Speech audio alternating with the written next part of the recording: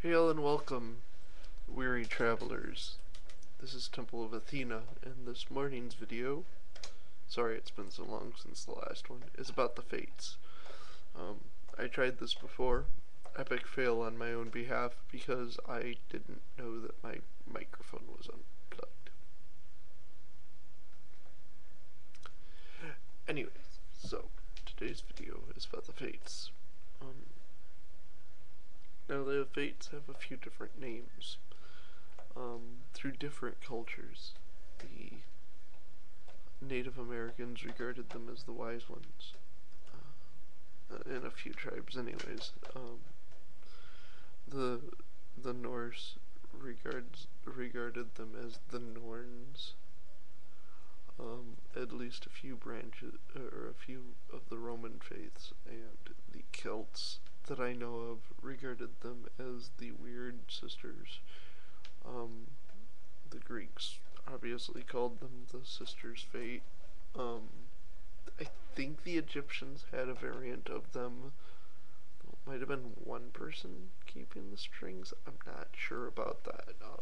I know a lot of the previous cultures mentioned in some way or the other can all probably trace their stuff back to the Egyptians. Either through trade with the Greeks and the Romans or what have you. That being said, I'll explain to you my view on the Fates, and again, mine may not actually match the ancient Greeks' ideas of the Fates. Pretty much the only thing that's set in stone is when you're going to be born, and I believe that depending on how you live your life, there's a few different spots at which they can decide whether to cut your thread or not.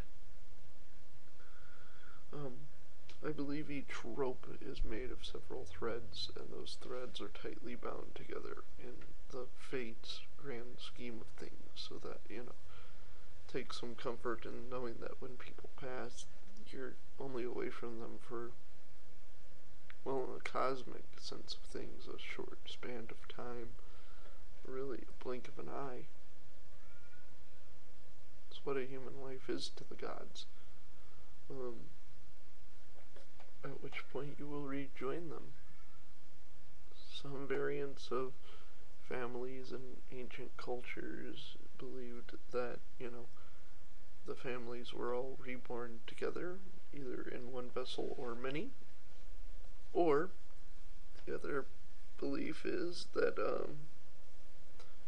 pardon me, I just woke up not that long ago, so, other beliefs were that they were all cast into the same general area and meant to find each other in the next world. So that's the Greek idea of soulmates. There are those, on YouTube and other places that choose to live their life in a chair on the computer, and that's it.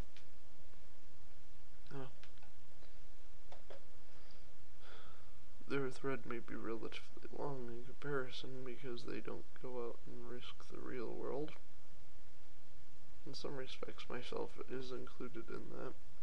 Though, now that I know how to upload videos from this wonderful little device right here, that will be changing. I'm going to be videotaping some of my misadventures.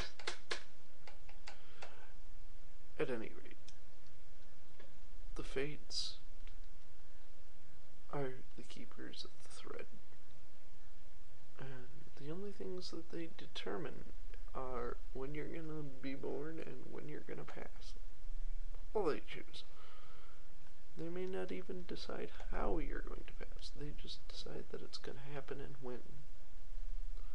Everything you do in your life is between one point and the next, and the natural cycle is completely up to you. It's not guided by destiny in regards to day-to-day decisions.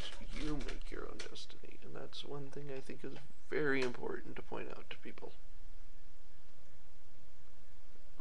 You decide if you're going to get out of bed in the morning. You decide whether you're going to first thing get on the computer and make a video about, well, pretty much nothing to anybody. You decide whether you're going to take your new video camera, or, well, actually your old one, and go out and make some, this is me going around Lansing area and making silly videos. You decide whether you're going to put on, smart decision clothing, or if you're going to run around whimsical and freeze your butt off. You decide pretty much everything you're going to do.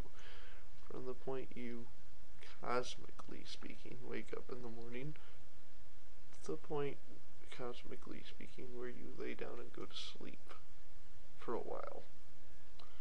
And just like the natural daily cycle we follow, life and death is no different. When you're born, you're waking up on a new day. When you pass away, you're going to sleep for a little while, you're resting, you're rejuvenating your spirit, and then you wake again. Some of us can remember the days before. Some of us not so much. In fact, most of us can't. Anybody who says they can remember their past lives, look at them skeptically. Anyone who says they can remember your last lives, look at them and tell them bold-faced they're lying. That's something that's uniquely yours, my friends.